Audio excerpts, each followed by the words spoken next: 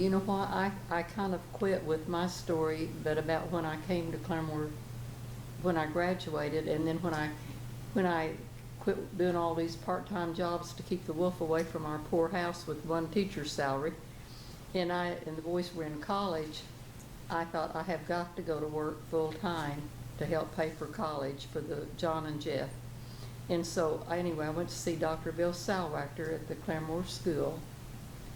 Okay, and talked to him and told him, we just had a good visit, and he said, I think we have a place for you. So he called Billy Heiligman, who was director of special services and special education. She had a big job. And anyway, I talked to Billy, and they hired me as an administrative assistant. And I also did vision and hearing screenings and had that job for kindergarten, first, third, and fifth grade. And we had Project KEEP was for early childhood development, and we started a co-op with all the schools in the county, and we'd go there and do screenings for 3-year-olds that were slow in speech, language, motor, fine and gross motor, or had any kind of a handicap.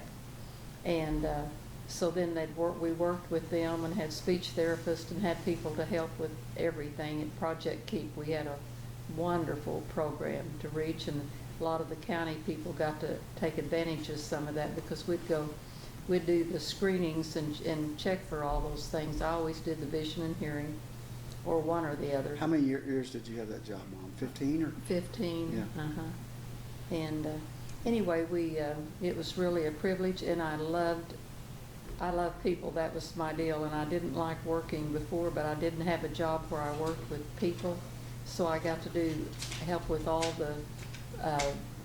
in all the schools. I took forms for special ed teachers, and we had so many top-notch teachers. It was just a privilege. And when I did vision and hearing, I also raised money, and I had 2 doctors, one for eyes and one for ears, that would let me come into their office, and I'd either test them or they'd test them if they had problems, and then would try to find money, and I had an ongoing credit with both if I needed it. And then I would always have that paid off through the Elks Club or the Lions Club or donations, and by the end of the school year I always was debt-free in the money part of doing that. But when you saw those little kids come out for their vision test and have their new glasses on, and they would just be, oh, look at the tree, or look at, it was just so exciting for me, and then to just be a blessing. And I talked to Billy Heiligman, and she did a wonderful job, but she was really telling me what all I did to help her, and it was amazing, because through John and coaching, I knew all of the superintendents in the county, so I could go call on them when we were going to do a new program, or when we were coming to their school to do the screening for all these preschool ages.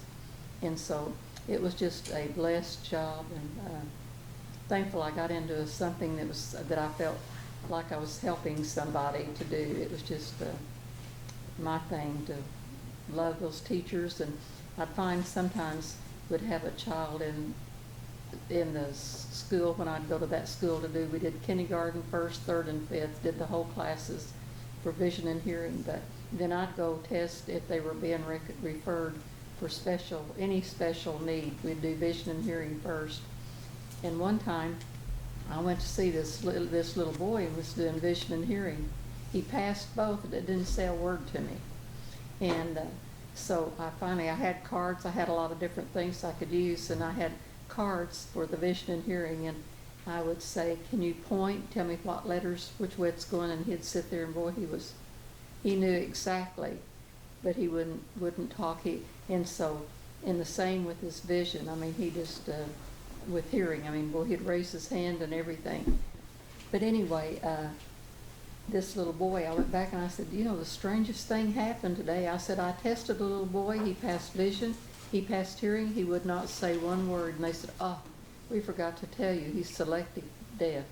I mean, he wouldn't talk, he hadn't talked, I don't know if he was abused or what his life was before, but anyway, and I tested him many years after that, if he was gonna be checked for anything else, and his vision and hearing was good, and a lot of people were really taking him, doing things to help him.